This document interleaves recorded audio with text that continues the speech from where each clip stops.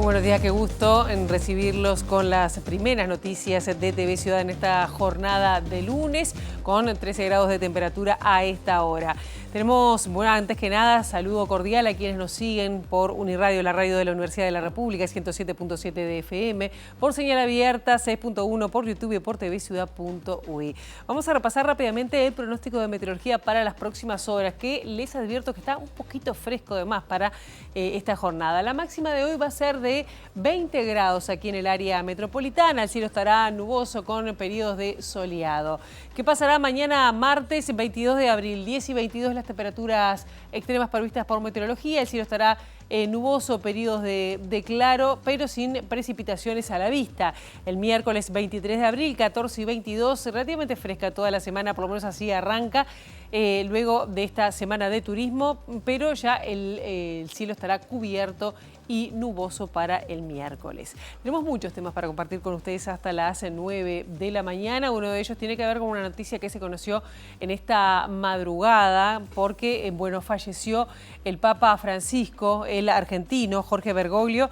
Falleció este lunes a los 88 años de edad. El anuncio del Vaticano se produjo menos de 24 horas después de su última aparición con motivo de la misa de resurrección, donde siguió la celebración desde el balcón de la Basílica de San Pedro y desde donde ofreció además la tradicional bendición Urbi et Orbi. Así que bueno, vamos a estar profundizando este tema que bueno, hoy prácticamente ha concitado las tapas de todos los diarios del mundo.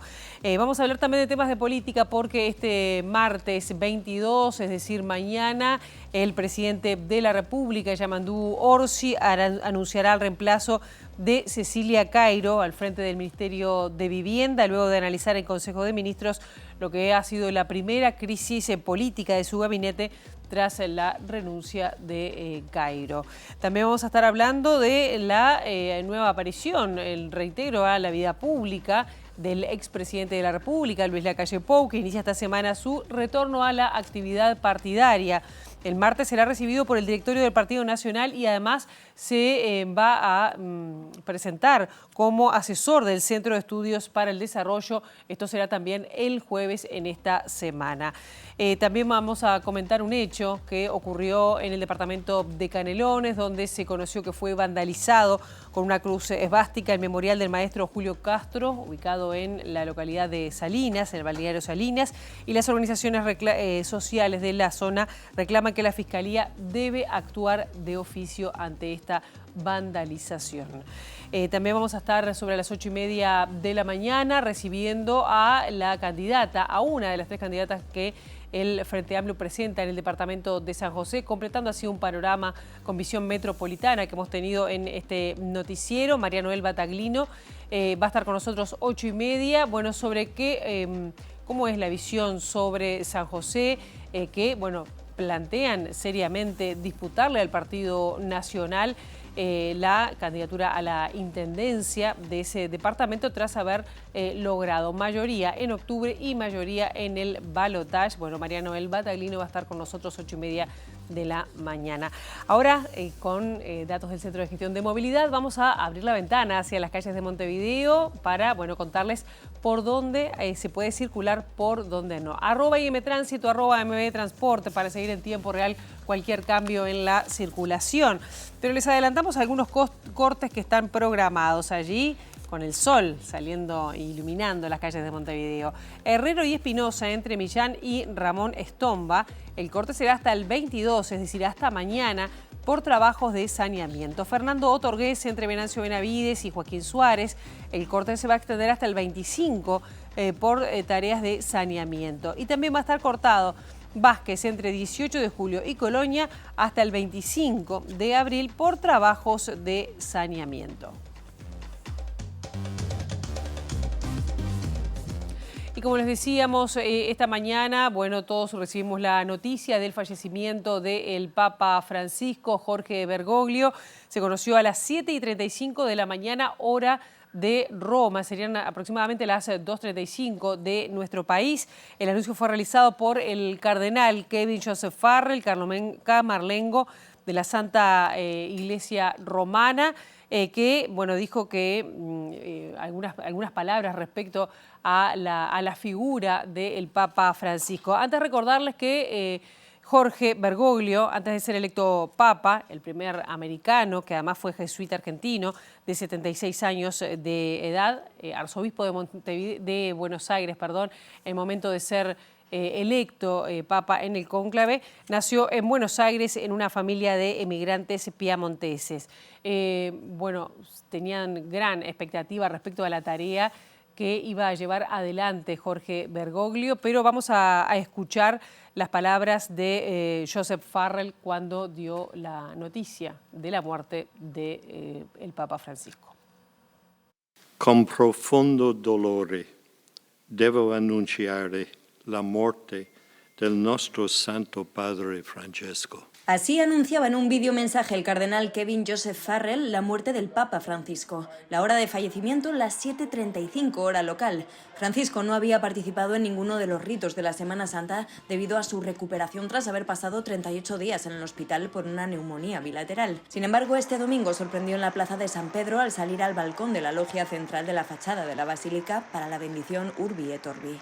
Tras desear feliz Pascua con voz entrecortada y con visible dificultad respiratoria, dio paso al maestro de ceremonias, Diego Ravelli, para que leyese el mensaje ante las cerca de 50.000 personas congregadas en la plaza de San Pedro para la misa del Domingo de Resurrección.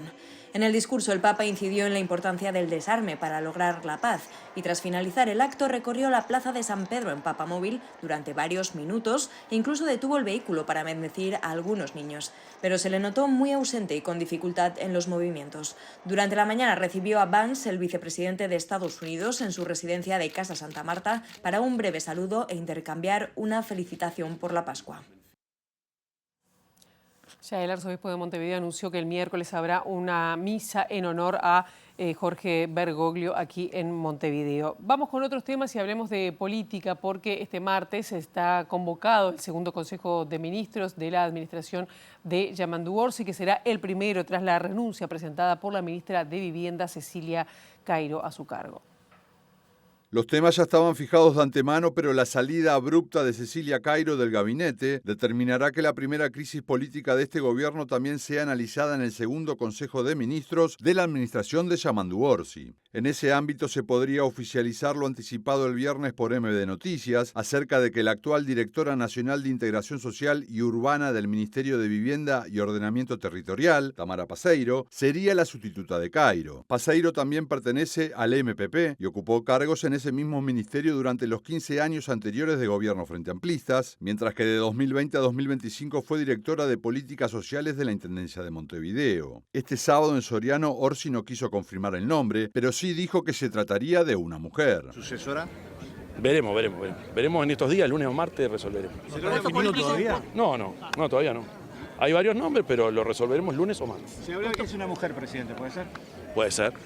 Lo más probable es que lo resolvamos el martes en el marco del Consejo de Ministros, ahí será la novedad. Además de la reorganización del gabinete, la agenda del Consejo de Ministros consiste en una puesta a punto de lo realizado por cada cartera en el marco de los 63 compromisos de gestión asumidos por el gobierno, de los cuales 16 están relacionados a temáticas de desarrollo, 14 a la seguridad, 13 a la cohesión social y a los cuidados, 7 a la vivienda y 13 a la infraestructura. También está previsto un primer informe de lo actuado por la comisión creada para renegociar el contrato sobre el proyecto Neptuno, a la cual se le dio plazo de 90 días, de los cuales ya pasaron casi la tercera parte. También se espera que al finalizar este segundo Consejo de Ministros se conozcan los detalles de la primera convocatoria a las organizaciones sociales para avanzar en el diálogo social que permita un acuerdo para reformar nuevamente el sistema de seguridad social. El presidente de la República, Yamandu Orsi, lamentó el episodio de la renuncia de Cecilia Cairo, pero consideró que fue la mejor salida y que se resolvió rápidamente. Según informó, se manejan varios nombres, como ustedes estaban escuchando, para sustituirla. Indicó que esperan anunciar quién ocupará su lugar en los próximos días. Bueno, un episodio que uno nunca espera, que no es grato, pero que se pudo resolver de manera correcta. ¿Qué tuvo que hacer para resolverlo, presidente? No, digo, Ya está, ya pasó. Está bien, pero en principio la ministra no quería renunciar. ¿Qué pasó ahí en el medio? ¿Hubo negociaciones? Ocurren hechos, ocurren circunstancias que después la política va agregándole y va perfilando las situaciones. Después hay que estar resolviendo sobre la marcha cuál es la mejor salida, cuál es la mejor forma de avanzar. Pero en pocos días se resolvió. Yo creo que no hay mucho que explicar. Ya la situación y las circunstancias como se fueron dando explican todo. No hay mucho más que decir. Todo lo que agreguemos no contribuye en nada. Es una irregularidad que trajo las consecuencias que trajo. Si ella no hubiera renunciado, ¿usted lo hubiera sacado? No, lo que pasa es que las cosas no se dan y no lo podemos imaginar que hubiese pasado. Sí, vamos tomando la decisión a medida que va avanzando las horas, siempre en contacto con los protagonistas, en este caso con la exministra, y fue fluyendo como la realidad política iba marcando. Y bueno. También se expresó sobre el punto el candidato a la Intendencia de Montevideo por el Frente Amplio, Mario Vergara, que dijo que se trata de un error personal el no haber regularizado la vivienda la exministra, ahora exministra de Vivienda, Cecilia Cairo. Creo que declaró lo que era previsible, ¿verdad? Que hay responsabilidades políticas y hay una responsabilidad institucional que por supuesto tiene como eje la renuncia de la exministra Cecilia Cairo, que asumió su responsabilidad y que cuidó al gobierno haciéndose cargo de un error personal, y el presidente también asumiendo su responsabilidad institucional, más allá seguramente de lo doloroso que le pudo resultar tomar esta decisión con la compañera. Para mí ya también, al igual que lo planteó el presidente Orsi, es un tema saldado y seguimos mirando para adelante. El presidente Orsi también hacía hincapié en que de alguna manera esto ponía sobre la mesa el tema pendiente de la regularización, a tratar en el Consejo de Ministros, decía él. ¿Entiende que la Intendencia tiene que aumentar la rigurosidad de sus controles sobre las propiedades? La Intendencia tiene que fiscalizar, por supuesto, pero tengamos en cuenta que la Intendencia no tiene los nombres de las personas a la hora de ver el estado de situación, sino de los padrones, ¿verdad? Pero en todo caso no creo que esto sea un tema que se derive de la situación planteada. Acá hay un error de índole personal y bueno, no es desde ahí que en todo caso hay que tomar medidas desde la Intendencia. Sobre este tema también se expresó la diputada del MPP, Sandra Nedov, sobre la situación de Cecilia Cairo, y afirmó que la exministra es la que tiene que resolver si regresa o no a la Cámara de Diputados. Esta semana estamos abocados a seguir con la campaña departamental y municipal, y bueno, estamos trabajando en el territorio. Un día que nos tocó trabajar como agrupación en el Prado, pero no, en realidad no me he comunicado de ninguna manera con ella. Creo que es ella la que lo tiene que resolver. Ella en principio dijo que sería lo más fácil volver a diputados, ¿no? Pero bueno, yo creo que esto es algo que hay que procesar anímicamente, digo, ¿no? Y bueno, y habrá que ver si vuelve, si será ahora, si será más adelante. Volver puede volver. Como integrante del sector de Cairo, ¿qué evaluación hace de lo ocurrido? Bueno, en realidad nosotros no nos hemos reunido todavía porque nosotros tenemos reunión de bancada los lunes, vamos a tener reunión el lunes de la semana que viene, nosotros por ahora no nos hemos reunido, estamos siguiendo, como les decía, con el proceso de campaña, estamos trabajando cada uno en nuestras agrupaciones, en nuestras zonas, y no nos hemos reunido. Tampoco yo integro el Ejecutivo Departamental, no integro la Dirección Nacional, o sea que hay información que nosotros no manejamos. Y la ex ministra Cecilia Cairo visitó este domingo la Feria del Cerro, donde intercambió con vecinos y publicó además en su cuenta de Instagram el saludo de la gente.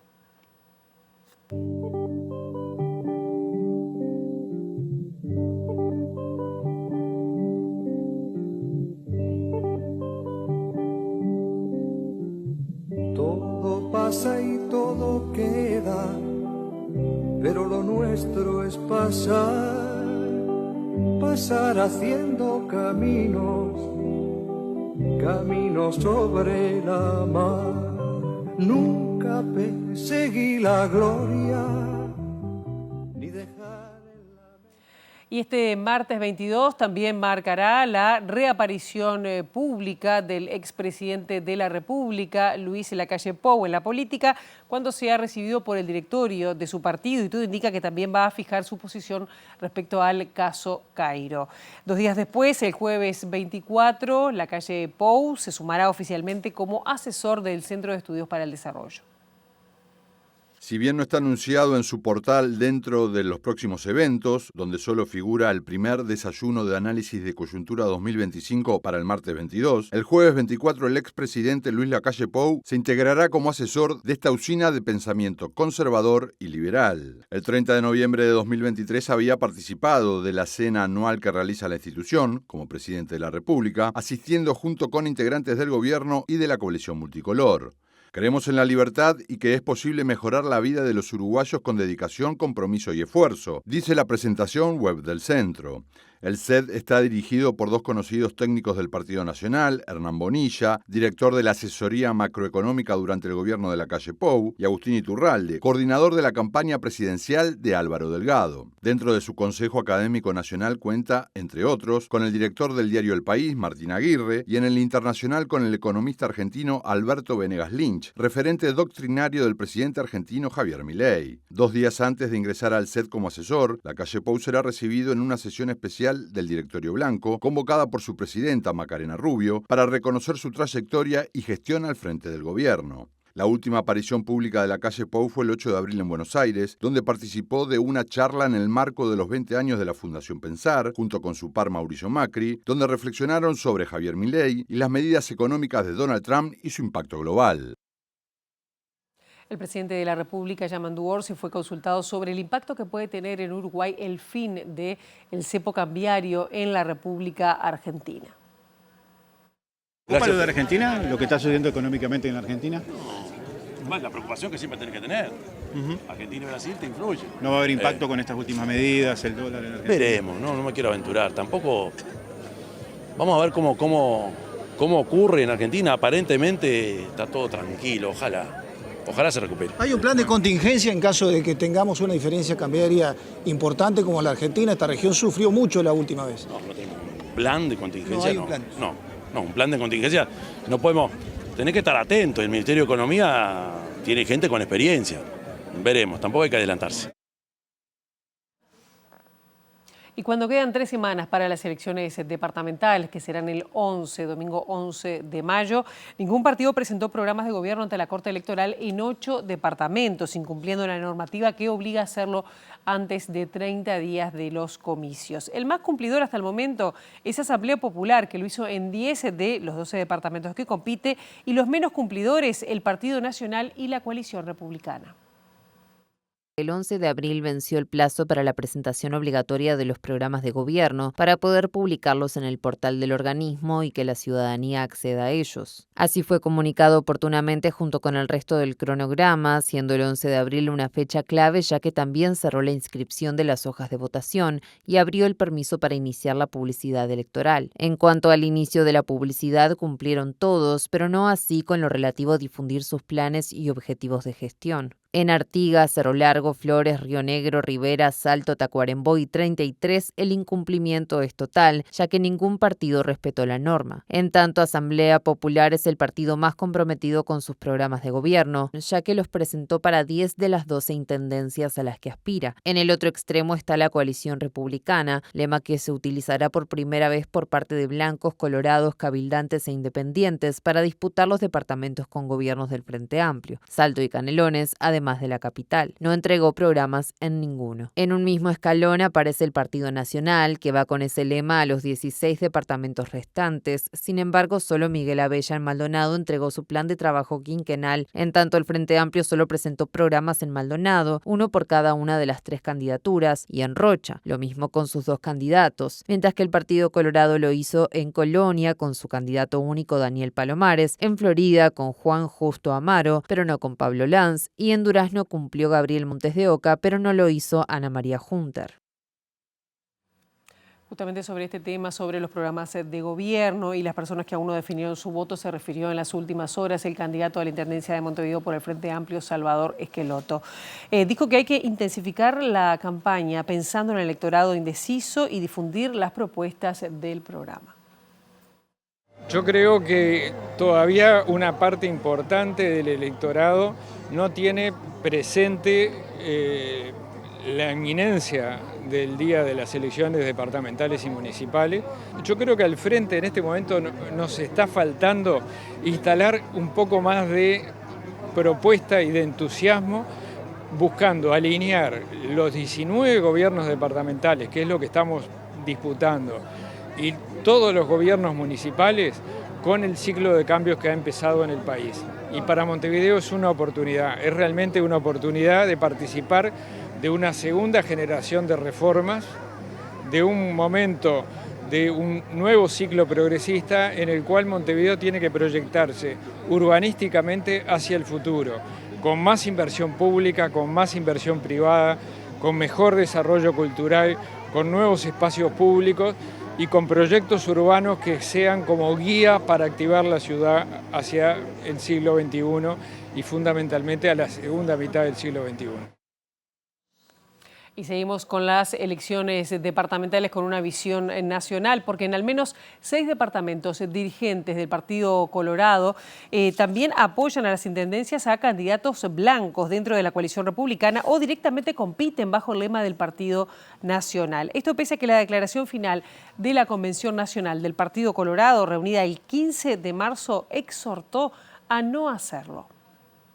Entre los departamentos en los cuales se da esta situación está Rocha, uno de los 3 en los que blancos, colorados, cabildantes e independientes se presentan por primera vez bajo el lema Coalición Republicana en las departamentales del 11 de mayo. Uno de los casos involucra al dirigente colorado y edil Rafael de León, electo en 2020 por la lista 600, que encabeza en esta oportunidad la lista blanca 40410, mientras que el también colorado Eduardo Piri se candidatea a la intendencia, pero con la lista 712 del Partido Nacional, aunque el color que la identifica es el rojo. En Salto, otro de los departamentos en los que competirá el lema Coalición Republicana, el dirigente colorado de Vamos Uruguay, Enzo Paique, abrió lista en apoyo al candidato blanco Carlos Albizu, al tiempo que también hay situaciones similares en Maldonado, con dirigentes colorados que se alinearon detrás de Miguel Abella, el candidato blanco que responde al intendente Enrique Antía. Otros casos se dan en Paysandú, donde, por ejemplo, el ex diputado colorado Juan Carlos Moreno apoya al candidato a intendente Jorge Larrañaga Vidal, y en Tacuarembó, donde el dirigente Santiago Díaz Viana, candidato a diputado en octubre con la lista 1125, respalda ahora al candidato a la reelección, el nacionalista Wilson Esquerra.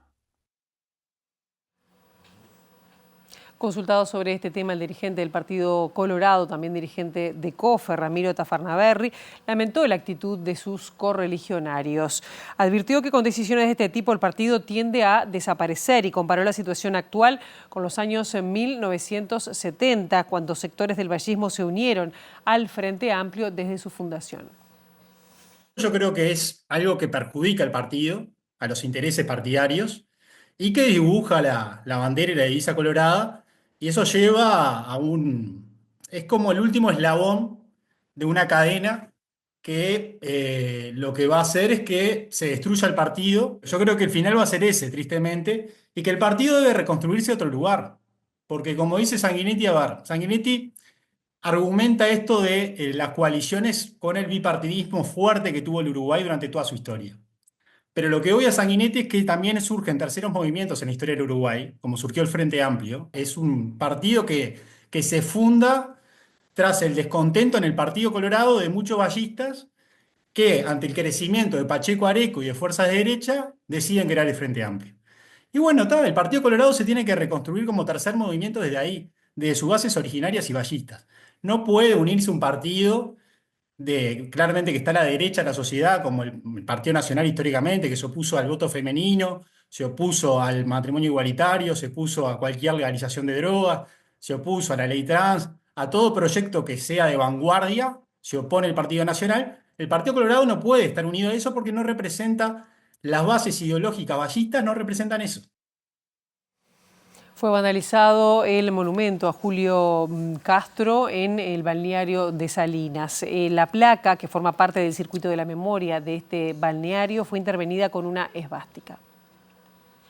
El hallazgo ocurrió el sábado por la mañana, cuando Araceli Roel, una de las integrantes de la Comisión Sitio de Memoria Julio Castro y vecina de la zona, pasó por donde se encuentra el memorial, en la plaza que lleva el nombre del maestro, ubicada en las calles Mamboretá y Río Paraná, en Salinas. La placa, inaugurada en 2017 como parte del circuito de memoria de ese balneario, recuerda al educador y periodista detenido desaparecido durante la dictadura militar por 34 años hasta 2011, cuando sus restos fueron hallados en el Batallón 14 de Toledo. Hace tiempo que lo vienen vandalizando, lo arreglamos, lo vandalizan, pero nunca con una esvástica nazi. Ya no. Porque hay vandalismo y hay vandalismo. ¿Tá? Salinas, el circuito de Salinas tiene 14 mojones con 27 historias de qué fue lo que pasó desde 1968 a 1985 en este territorio. Las cosas duras que pasaron, pero también la resistencia del pueblo de Salinas ante todas esas barbaridades. Hay historias duras, pero hay historias preciosas.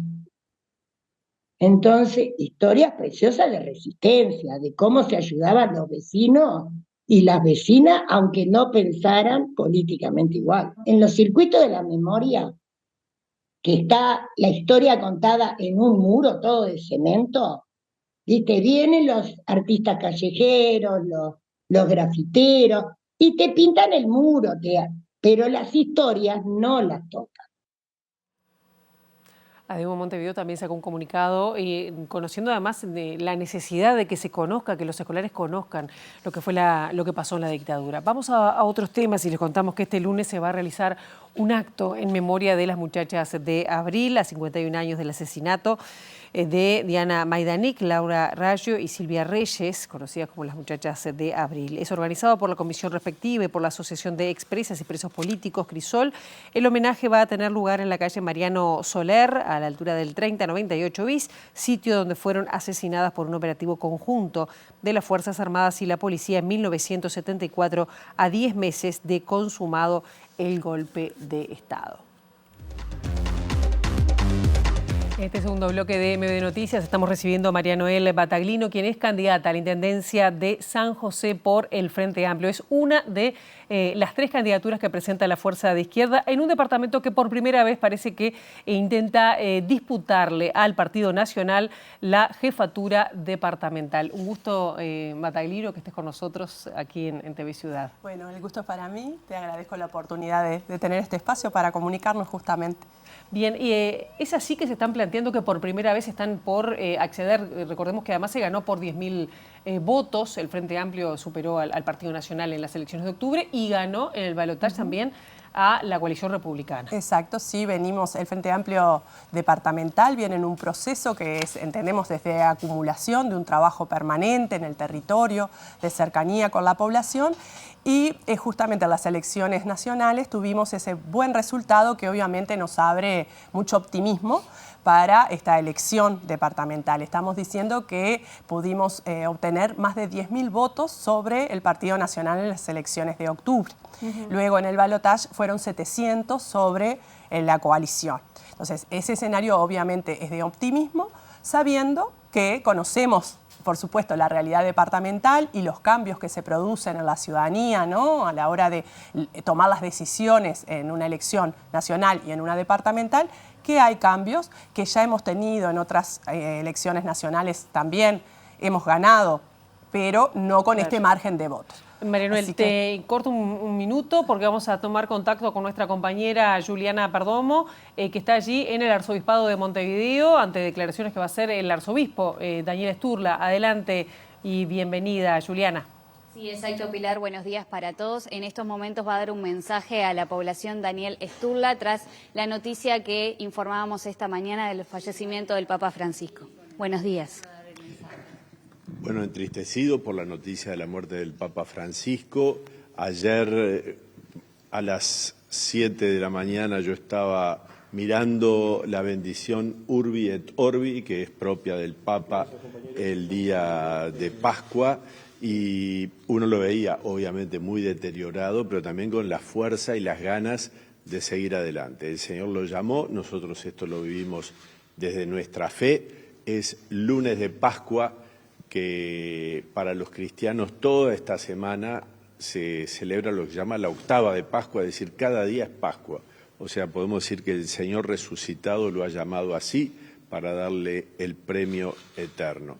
Nosotros lo vimos obviamente desde la fe y también con el sentido que tiene un papa latinoamericano, un papa rioplatense, un papa que tomaba mate, un papa que le gustaba el fútbol, y aunque estas cosas parezcan detalles, hacía que lo sintiéramos tan cerca, tan vecino, tan hermano nuestro. Para la Iglesia es una gran pérdida y el Papa en estos años ha marcado algunos rumbos que creo que se mantendrán sin duda, al mismo tiempo que, bueno, el nuevo Papa que será electo después marcará también su propia impronta, pero en esta continuidad que la Iglesia Católica tiene a lo largo de su historia. Nosotros el miércoles 23 a las 17 horas en la Catedral Metropolitana, los obispos del Uruguay, celebraremos la Santa Misa de funeral por el eterno descanso del Papa Francisco. ¿Qué dejó el Papa Francisco para la Iglesia y para el mundo? Yo creo que son varios sus legados y yo ahora tuviera rápidamente que decirlo. Primero, señalar que la Iglesia tenía que ser una Iglesia en salida. Él habló, sobre todo en los primeros años, de que prefería una Iglesia accidentada porque salía, porque se exponía, que una Iglesia enferma porque quedaba encerrada. Creo que esto lo vivió hasta el último momento, hasta salir y exponerse. Otro elemento, sin duda, ha sido poner a los pobres en el centro del mensaje de la Iglesia en este momento y tener ese corazón que se desvivía por aquellos que sufren. Pensemos que este Jueves Santo fue hasta la cárcel cercana al Vaticano, porque él iba otros años a celebrar la misa allí, al hacer el gesto del lavado de pies, un gesto muy fuerte de Jesús antes de la última cena, y el Papa este año ya no pudo hacer ese gesto, pero sí fue a saludar, a bendecir a los presos. Esto es muy importante, también lo que ha sido la experiencia con los migrantes. Pero obviamente la función principal del Papa siempre es confirmar en la fe a sus hermanos. Y esto lo ha hecho cabalmente el Papa Francisco, manteniendo lo que se llama el depósito de la fe, anunciando a Cristo y el mensaje del Evangelio en su integridad, dándole obviamente su impronta personal.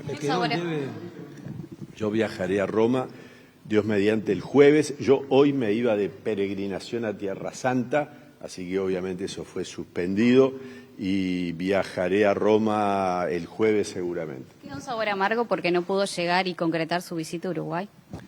Bueno, creo que él mismo quedó con ese debe, porque cuando lo veíamos, él tenía la intención, el deseo, el anhelo, pero nunca él experimentó que era el momento. Y bueno, lamentablemente es el Papa rioplatense que no ha venido a visitarnos, pero bueno, eso tendrá también un significado en la providencia de Dios. Hasta allí entonces estaba hablando el arzobispo de Montevideo, Daniel Sturla, sobre la reciente muerte esta madrugada del Papa Francisco Jorge Bergoglio, que murió hace, esta madrugada en hora 2 de la mañana aproximadamente de Uruguay.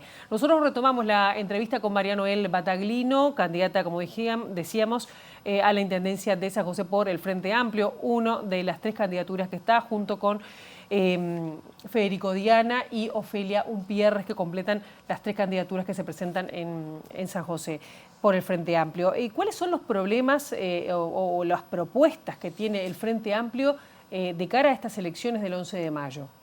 Bien, como te decía, hemos estado recorriendo ampliamente el territorio desde la proclamación, pero también desde antes, en todo el ciclo electoral.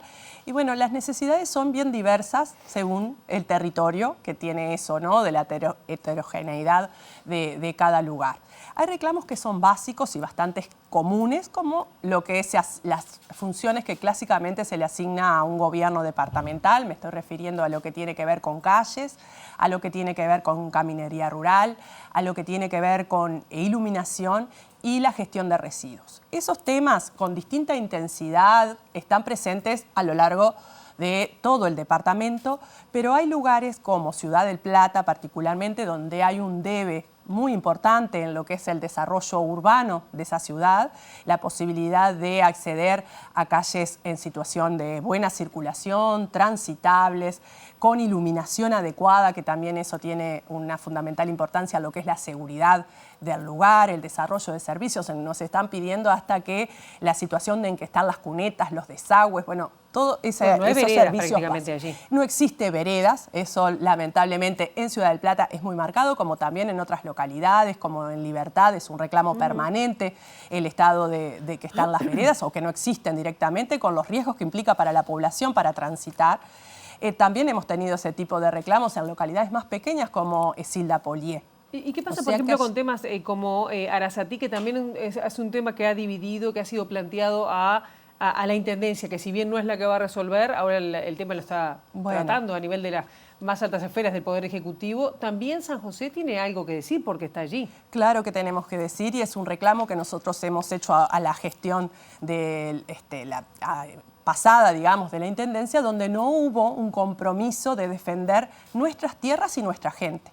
San José tiene sobre la zona del eje de Ruta 1 de las tierras más ricas del país. O sea, eso tiene un impacto a nivel productivo, ¿no? Que es justamente lo que nosotros necesitamos, impulsar el desarrollo productivo para potenciar todas las propuestas y poder desarrollar todas las acciones que queremos realizar para mejorar la calidad de la vida de la gente, que si no defendemos nuestra producción, que es el motor de desarrollo, realmente estamos en un debe tremendo. Y no solo la producción, sino la gente que allí vive, defender sus costumbres, su arraigo en la zona y todo lo que tiene que ver con la naturaleza. ¿Y por dónde van? De esa zona. Porque en este momento se está decidiendo o se está estudiando. ¿Se han comunicado con el Poder Ejecutivo, con Yamandu Orsi? ¿Por dónde irían? ¿De anular?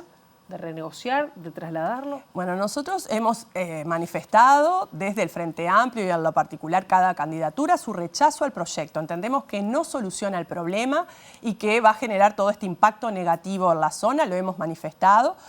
Hemos tenido algunas conversaciones con Ortuño particularmente y actualmente lo que estamos es, bueno, esperando con esperanza realmente de que esta negociación llegue a buen destino. Confiamos en que hay un compromiso con atender estas demandas y bueno, vamos a esperar esos resultados. De no ser así, evaluaremos si nos toca estar en una gestión departamental las medidas que un gobierno departamental puede tomar para defender su territorio, porque allí hay normativa que nos ampara, la ley de ordenamiento territorial, y bueno, investigaremos las que podamos tener a disposición para seguir manifestando nuestra postura en desacuerdo con este proyecto. ¿Y por qué decís que faltó compromiso en la administración anterior del Partido Nacional? Por eso, porque había acciones claras que se podían realizar y sobre todo tenían un impacto importante antes de la firma del convenio, que no se realizaron, no se escuchó a la población, no hubo cercanía con esa necesidad, con conocer lo que se estaba planteando. A la propia Junta Departamental se la desconoció, no se siguió la iniciativa de no innovar que habían solicitado. O sea, no hubo acciones, se dejó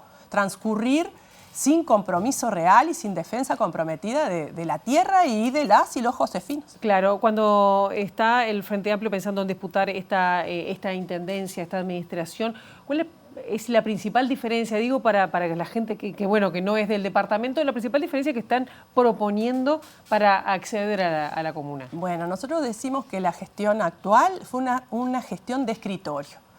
Faltó recorrida de territorio, faltó estar cercanos a las necesidades de la gente. Hubo acciones que no se desarrollaron, que las personas estaban necesitando. Los tiempos de promesas de soluciones a temas que son de mucho impacto, como las inundaciones, o volviendo a Ciudad del Plata, lo que tiene que ver el centro cívico, que es una obra prometida desde el 2008 y en la campaña anterior fue el caballito de batalla de la actual administración y bueno, hoy llegamos a una nueva instancia electoral donde recién se está hablando de hacer la licitación para desarrollar el proyecto y en su plan de gobierno se está volviendo a hablar del centro cívico. O sea que esos temas que vienen y van una y otra vez, que la ciudadanía entiende que se les ha hecho promesas que no se han cumplido y bueno, nosotros entendemos que tenemos que realizar una gestión cercana, de mucho mayor escucha y con los problemas de la gente en el centro. Nosotros decimos que más allá de los números, que por supuesto hay que tener una prolijidad a la hora de administrar y tener equilibrios, pero el centro de la gestión debe ser la necesidad de la población y no que los números cierren para disminuir un déficit que ha sido como el gran objetivo que se ha planteado en esta administración. No es un caso departamental, pero me imagino que el Frente Amplio también lo pone en otra situación, el caso de la exministra de Vivienda. ¿Puede llegar a afectar negativamente una posibilidad del Frente Amplio de acceder en el caso de San José? En realidad yo creo que no.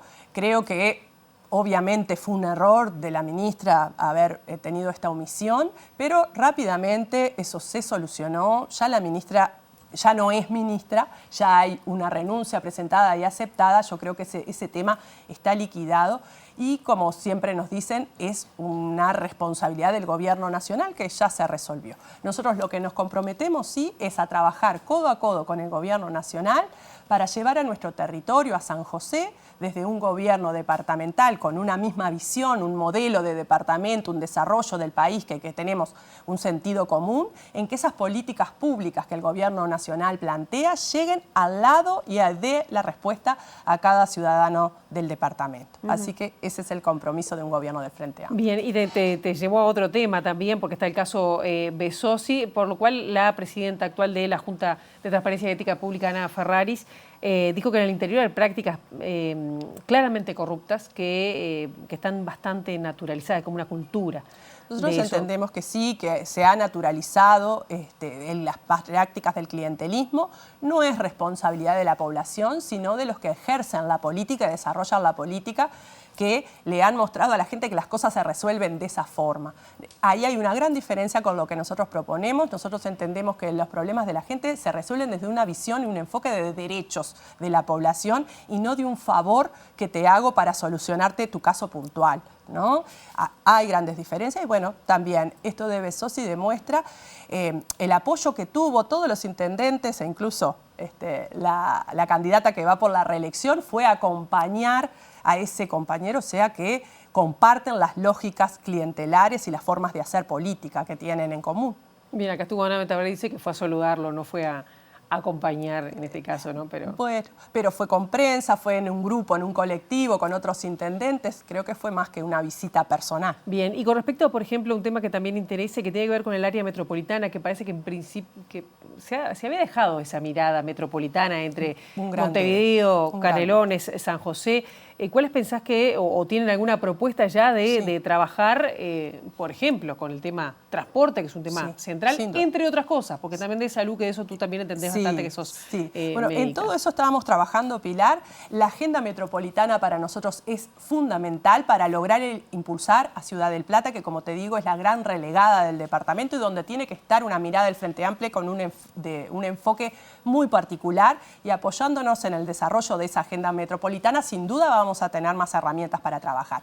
El transporte, justamente hoy vamos a tener en unas horas más adelante una entrevista, una reunión de trabajo con la ministra de Transportes y Obras Públicas, Lucía Echeverri, para abordar particularmente el transporte metropolitano, que es un reclamo continuo de la zona y que las características de Ciudad del Plata, la extensión territorial, la movilidad hace a un elemento central en la calidad de vida de las personas, así que estaremos llevando propuestas allí, hablando con ella para ver cómo podemos desarrollar ese tema de mejor forma el servicio. ¿Y ya hay algunas ideas que ustedes van a proponer? Sí, exactamente. Nosotros entendemos que hay que correr lo que son las líneas de transporte que llegan desde Montevideo a Ciudad del Plata, ahora llegan hasta el kilómetro 26, nosotros pretendemos extenderlo hasta el 29 y vamos a empezar gestiones allí con el Ministerio y con la propia Intendencia de Montevideo para poder llevar adelante esa propuesta.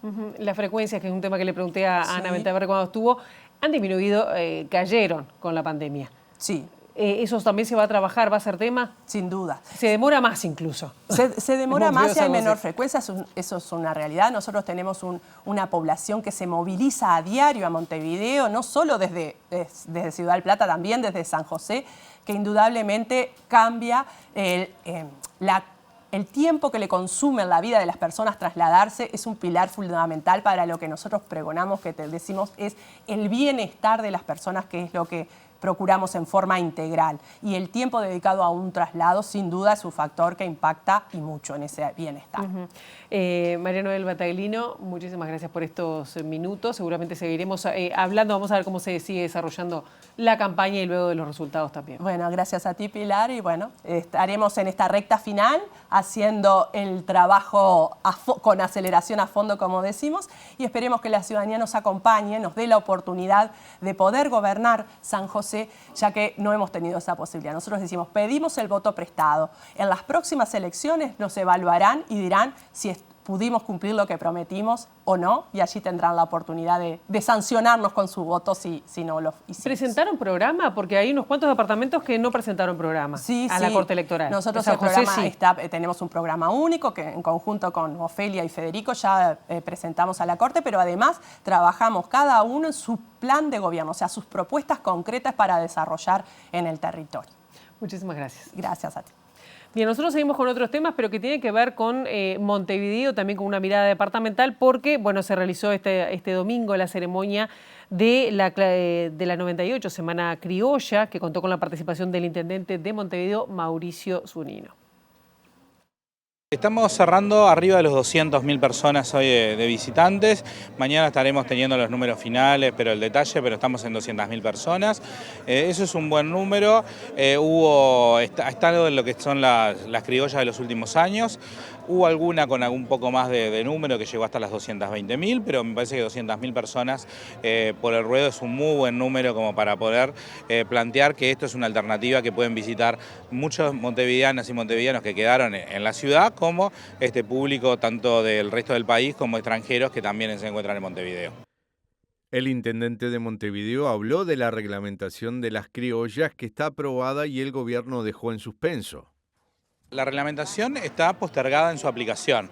Nosotros queríamos nosotros estábamos trabajando y trabajamos para poder cumplir la reglamentación como si estuviese vigente, porque nos parece que es una buena reglamentación en términos de las condiciones de bienestar animal. Después le corresponderá al Poder Ejecutivo ver cuándo se aplica. Nosotros estamos dispuestos a seguir mejorando nuestros protocolos, haya una norma nacional o no. Si no la hay, seguiremos trabajando Intendencia con el Instituto de Bienestar Animal, con la Facultad, con las organizaciones que quieran sumarse a la discusión sobre el tema de protección para este tipo de actividades y de esa manera mejorar las condiciones y los protocolos. Si tenemos norma de Poder Ejecutivo, a nosotros nos parece bien y nos parece que es un elemento a cumplir. Si no la hay, seguiremos trabajando para hacerla en los criterios que estaba planteada la norma que hoy está suspendida, porque entendemos que es buena para el desarrollo de la actividad.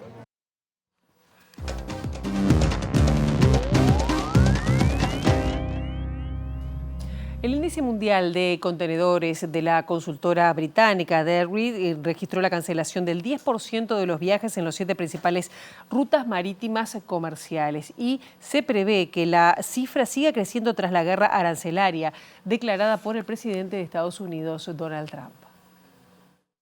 De acuerdo con el último análisis quincenal sobre el índice mundial de contenedores Drewry, consultora independiente con base en Londres, los viajes cancelados para las próximas 4 semanas alcanzarán los 72 de un total de 713 zarpes anunciados. La consultora indicó que entre las semanas 17, del 21 al 27 de abril, y la semana 21, del 19 al 25 de mayo, las principales rutas, es decir, la Transpacífico, Transatlántico y Asia Norte de Europa y Mediterráneo, tendrán una cancelación de 10% del total de las salidas. La guerra comercial está frenando la demanda, obligando a las navieras a reducir sus viajes en respuesta a las condiciones del mercado débiles. Un aumento en la cancelación de viajes en los próximos meses provocará interrupciones operativas y el posible desplazamiento de contenedores vacíos. Drewry prevé un aumento en la cancelación principalmente en la ruta transpacífica que conecta Asia-Pacífico y Norteamérica, en dirección este, que acumulará 56% del total en las próximas semanas, seguida por la Asia Norte de Europa, Europa y Mediterráneo, con 31%, y transatlántico en dirección oeste, con 14%. El informe concluye señalando que las cancelaciones de reservas siguen en aumento. La incertidumbre en torno a los aranceles entre Estados Unidos y China ha obligado a los propietarios de carga a luchar por compensar el aumento de los costos, lo que ha llevado a muchos a cancelar envíos o detener la carga en el punto de origen.